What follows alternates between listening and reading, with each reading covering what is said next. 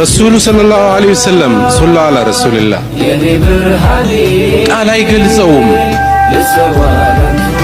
እኔም መመዘን አልችልም። አንዳንዴ ፍቅራቸው ሰው እንዴት በዚህ ልክ ለሰው ይኖራል? ሰው እንዴት ኡመቱ ረፍት ይነሳዋል? ሁለት ክንፍ አለን። ለመብረር ዝግጁ ናችሁ?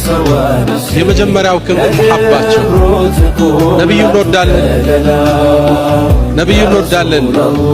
ማይወዳለ እንደ ሙእሚን ሁሉ اللهم صل وسلم على نبينا ግን አንድ ነገር ልንገራችሁ።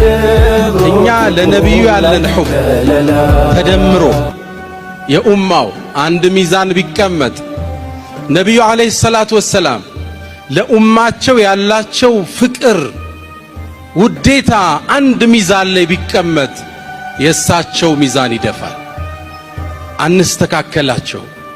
አሁን ወዳለን ለወደፊትም ይመጣሉ። እኔን ለማየት ልጆቻቸውን ንብረቶቻቸውን መሰዋት የሚፈልጉ ትውልድ ይመጣሉ ተብለናል። ግን ሚዛን ላይ ቢቀመጥ እሳቸው ለኛ ያላቸውን ሑብ አይስተካከልም። አንድ ሁለት ማኝ ልጥቀስላችኋ።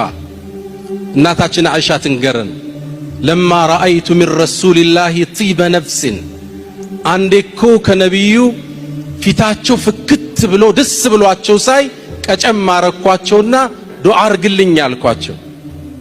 ነብዩም አለይሂ ሰላቱ ወሰላም አንድ ዱዓ አረጉላት።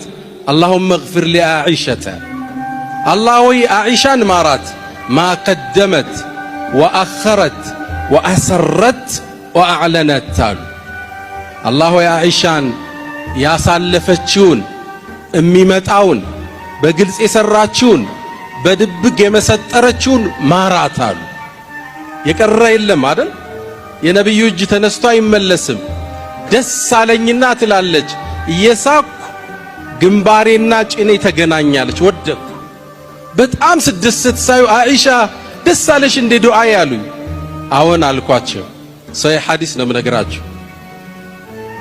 ከዛም ነብዩ አንድ ዜና ተናገሩ። هذه دعائي لأمتي في كل صلاة ያሉኛል።